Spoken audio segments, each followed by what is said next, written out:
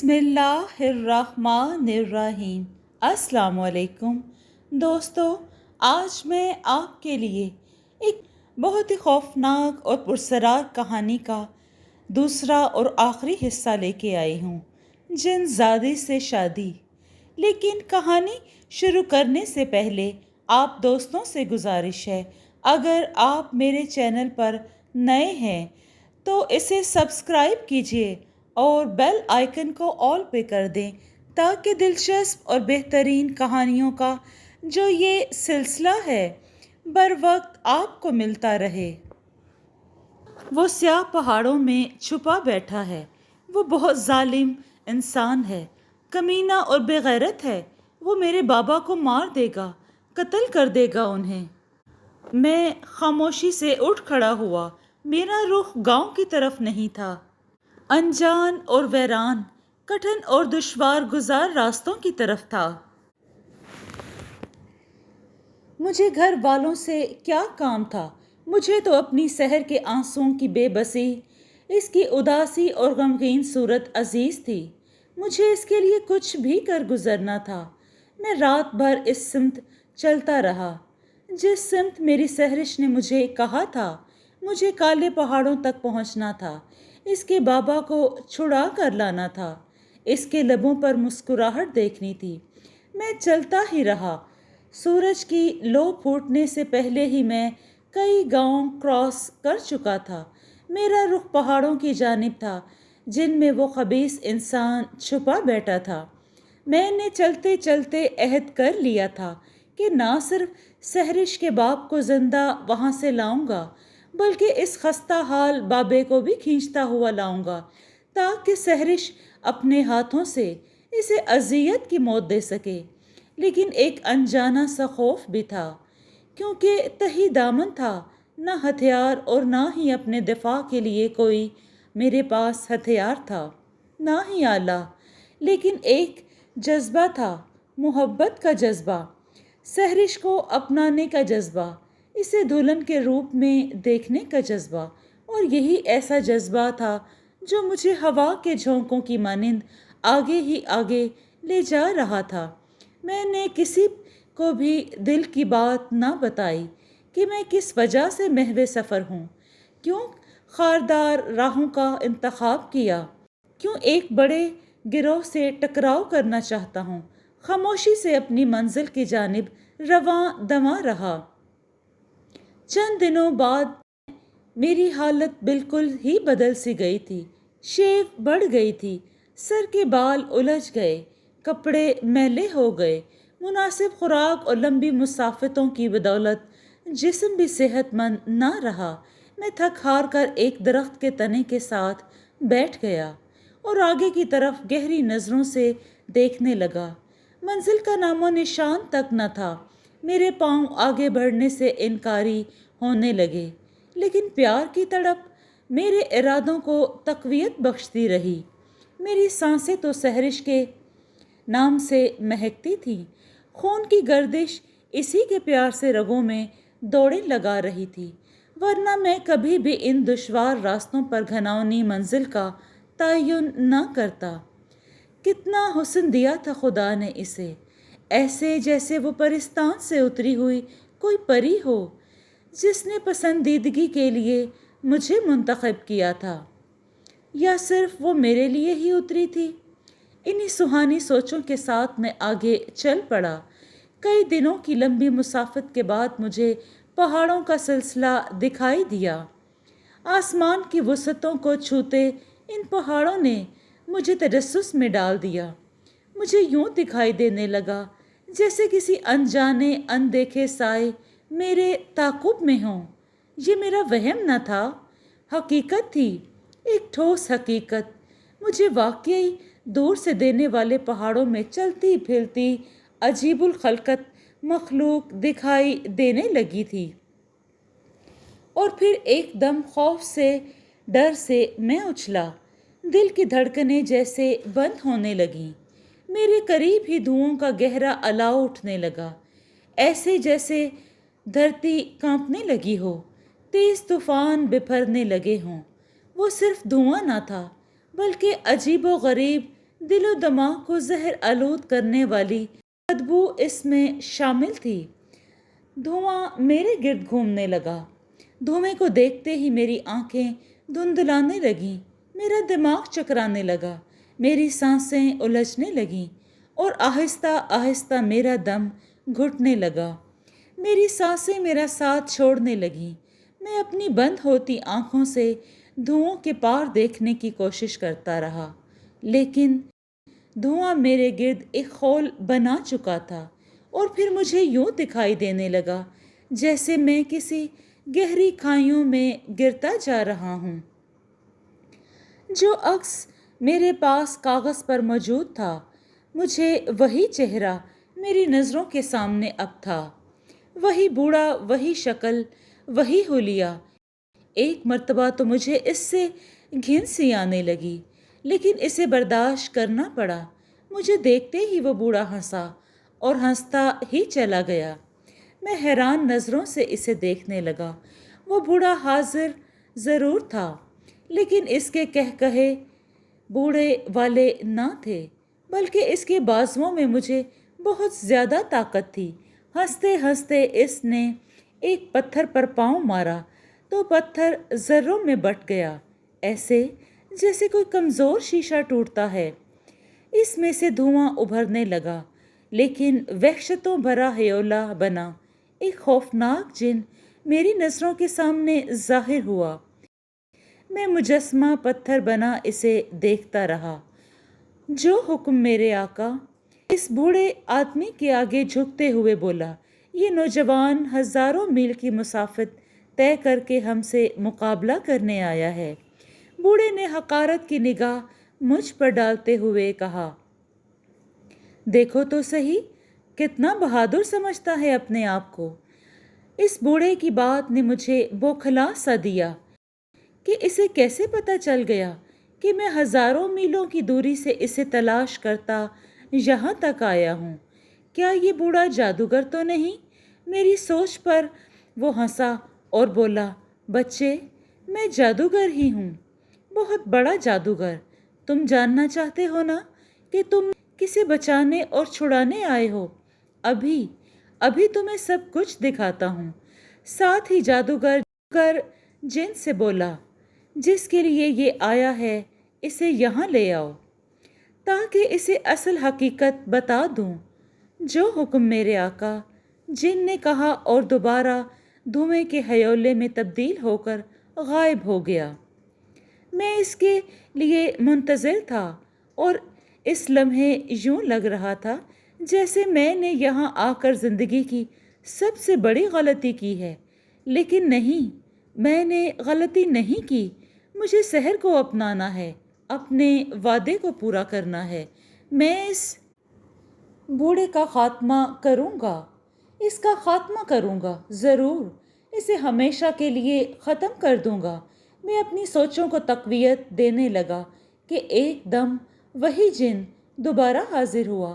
اس کے ہاتھوں میں اس جیسا ایک اور جن تھا جو خونی زنجیروں میں جکڑا ہوا تھا۔ اس بوڑھے نے ایک گہری نظر اس پر ڈالتے ہوئے مجھ سے کہا، جانتے ہو یہ کون ہے؟ نہیں، تم نہیں جانتے ہو، میں بتاتا ہوں تمہیں۔ یہ ایک باغی جن ہے، سحر کا باپ۔ کیا؟ میں بوڑھے کی بات سن کر چونکا۔ ہاں، یہی حقیقت ہے۔ جس سے تم محبت کرتے ہو وہ انسان نہیں ہے، اس کی بیٹی ہے، ایک جن زادی ہے، اور یہ جن ایک قاتل ہے، میرے بیٹے کا قاتل، میرے خاندان کا قاتل۔ منتروں کے دوران اس نے میرے خاندان کو ایک ایک کر کے ختم کر دیا تھا۔ میں اپنے منتروں کو چھوڑ دوں، لیکن میں نے خاندان کو تو قتل کروا لیا، لیکن منتر نہ چھوڑے۔ تب یہ بھاگ نکلا تھا اور اپنی بیٹی کو بھی ساتھ لے گیا تھا۔ میں نے اس کا ہر سو پیچھا کیا، لیکن یہ وہ ملک چھوڑ چکا تھا جہاں میں رہتا تھا۔ مجھے پتا چلا تو میرے جن مجھے اس ملک میں لے آئے۔ اسے پتا چلا تو اس نے دوڑ لگا دی۔ پھر مجھے پتا چلا کہ وہ فلاں جگہ ہے، لیکن اس کی بیٹی کسی محفوظ ہاتھوں میں ہے، کسی بزرگ کے حصار میں بند ہے۔ سو میں نے اپنے خاندان کے قاتل جن کو اٹھوا لیا۔ بس یہی کہانی تھی میری اور اس جن کی، ہاں، اور شاید تمہاری بھی۔ بوڑھے کی باتوں نے مجھے نہ صرف حیران و پریشان کر دیا بلکہ میں سوچوں میں بھی الجھ گیا تھا کہ میں جس سے پیار کرتا ہوں وہ انسان نہیں بلکہ ایک جن زادی ہے۔ میرے دل کے ایک کونے سے آواز آئی کہ راحت، وہ چاہے انسان ہے یا جن زادی، تمہاری محبت ہے، اور اس کی محبت بھی صرف تمہارے لیے ہے۔ وہ تمہارا انتظار کر رہی ہے۔ اسے تمہاری محبت پر اعتماد ہے، اور جس کے لیے تم ہزاروں میل پیدل چل کر ان پہاڑوں پر آئے ہو۔ کیا ناکام واپس جاؤ گے؟ ہرگز نہیں۔ تم نے اس کو اپنانا ہے، ہاں، اپنا بنانا ہے۔ تب میں بوڑھے کے قدموں میں بیٹھ گیا، اس کے سامنے ہاتھ باندھ دیے اور کہا، بابا جی، یہ قاتل ہے، باغی ہے، جو بھی ہے اسے معاف کر دو۔ آپ کا خاندان تو اب واپس نہیں آ سکتا۔ اگر آپ نے طیش میں آ کر اسے جلا دیا تو یہ مر جائے گا، اور اگر یہ مر گیا تو اس کی بیٹی مر جائے گی۔ اگر اس کی بیٹی مر جاتی ہے تو میں بھی زندہ نہیں رہ پاؤں گا، کیونکہ مجھے اس سے محبت ہے۔ اسے اپنانا ہی میری زندگی کی خواہش ہے، اور وہی میرا سب کچھ ہے۔ میری بات سن کر بوڑھا طیش میں آ گیا، چیختے ہوئے بولا، بچہ، تم نے 2 لفظوں میں کہانی ختم کر ڈالی، لیکن میری کہانی 2 لفظی نہیں ہے۔ اس باغی جن کو پکڑنے کے لیے مجھے کئی ملکوں، شہروں، جنگلوں، پہاڑوں اور بیابانوں میں جانا پڑا۔ اپنی زندگی اس کے پیچھے تباہ کر بیٹھا ہوں، اور جب پکڑا ہے تو تم اس کے ہمدرد بن کر آ گئے ہو۔ بوڑھے کی بات نے مجھے سر سے پاؤں تک ہلا دیا۔ تب میں نے کہا، میں آپ کے پاؤں میں گر پڑتا ہوں، اس کی سزا مجھے دے لو، لیکن اسے کچھ نہ کہنا، ورنہ میری محبت مجھ سے ہمیشہ کے لیے بچھڑ جائے گی۔ وہ بوڑھا نہ مانا، اور شاید نہ اس نے ماننا تھا۔ مجھے غصہ آ گیا، میں یکدم اٹھا، پتھر میرے ہاتھ میں تھا۔ میں نے زور سے پتھر اس کے سر پر دے مارا، اور پھر کئی پتھر اس کے سر پر مارے۔ وہ تڑپ تڑپ کر اپنی جان دے بیٹھا تھا۔ میرا یہ قدم انتہائی تیزی اور پھرتی میں تھا، جو کہ وہ سمجھ نہ پایا۔ اس کے مرتے ہی ایک بڑا طوفان اٹھا، ایسا طوفان جسے میں نے اپنی زندگی میں پہلی مرتبہ دیکھا تھا۔ یوں لگتا تھا جیسے یہ طوفان آج ہر چیز کو فنا کرتا ہوا گزر جائے گا۔ شاید یہ طوفان جنات کی آزادی کا تھا، جو جنات اس کی قید میں تھے۔ سب جن آزاد ہو گئے تھے۔ میں نے اس طوفان میں خود کو ہواؤں میں اڑتا ہوا دیکھا، اور جب ہوش آیا تو میری سحر میرے سامنے کھڑی تھی۔ اس کے لبوں پر خاموشی نہ تھی، مسکراہٹ تھی، چہرے پر اداسی نہ تھی، بلکہ کہکشاؤں کا رقص تھا۔ جو جن زنجیروں میں جکڑا ہوا تھا وہ بھی میرے پاس کھڑا تھا۔ میرے راجا، سحر بولی، دیکھو، میں دلہن بنے آپ کی منتظر ہوں۔ اپنا لو مجھے۔ مجھے اپنانے میں آپ کو کسی بھی دشواری کا سامنا نہیں کرنا پڑے گا۔ بہت خوش ہوں کہ آپ نے میرے چہرے پر خوشیاں بکھیر دیں، لبوں پر مسکراہٹ بکھیر دی۔ میں نے سحر کا ہاتھ تھام لیا کہ ایک دم وہ جن بولا، نہیں، ایسے نہیں، پہلے تمہیں میری ایک شرط ماننی پڑے گی۔ کیسی شرط؟ میں چونکتے ہوئے بولا اور سحرش کی طرف دیکھنے لگا۔ تمہیں ہمارے ساتھ ہماری دنیا میں جانا ہوگا۔ یہ کیسے ہو سکتا ہے؟ میں بوکھلا کر چیختے ہوئے بولا، میں اپنوں کو کیسے چھوڑ سکتا ہوں؟ میرے راجا، سحرش بولی، کیوں نہیں ہو سکتا؟ میرے لیے تم جنگلوں، پہاڑوں تک جا سکتے ہو، تو اپنوں کو نہیں چھوڑ سکتے؟ نہیں جان، میں ایسا نہیں کر سکوں گا۔ میں نے دوبارہ کہا تو اس کی آنکھوں में सावन भादो बरसने लगा। वो रोने लगी। पता नहीं क्या वजह थी कि इसका रोना मुझसे बर्दाश्त नहीं हो पाता था। मैंने इसे थाम लिया और कहा, नहीं जान, अब नहीं रोना है। मैंने अपनी ज़िंदगी तुम्हारे नाम कर दी है। जहाँ तुम होगी मैं वहाँ होऊंगा। इतना कहना ही था कि वैसा ही तूफ़ान दोबारा उभरा और कुछ पता न चला कि हम कहाँ हैं। जब होश आया तो अजीब से वीराने अजीब दुनिया में था। ये एक बहुत बड़ी काली बस्ती थी। यहाँ बसने वाले भी सब काले और अजीब हैबतनाक शक्लों वाले थे। इनमें सिर्फ एक मेरी सहरिश ही थी जो चांद का टुकड़ा थी, जो महकती खुशबू थी। सिर्फ अपनी सहरिश की खातिर मुझे इन जन्नाती दुनिया में रहना था। दूसरी शाम ही मेरे और सहरिश की शादी का दिन था। मैं बहुत खुश था कि जिसे मैं अरसा दराज से चाहता आया हूँ वो हमेशा के लिए मेरी होने वाली है। मेरी खुशियों का कोई ठिकाना न था। खुशियों मुसर्रत से मेरा पोर पोर नाच रहा था। फिर वही लम्हा आ गया जब चांद का वो टुकड़ा मेरे आंगन में आकर मेरे दिलो रूह को चमका गया। अजीब सी तर्ज से हमारा निकाह हुआ। इस निकाह में पूरी रात जश्न होते रहे। फिर कई दिन तक मैं इस जन्नाती बस्ती में रहा। इतने दिन गुजरने के बाद मुझे अपने घर की याद सताने लगी। घर बार बहन भाई याद आने लगे।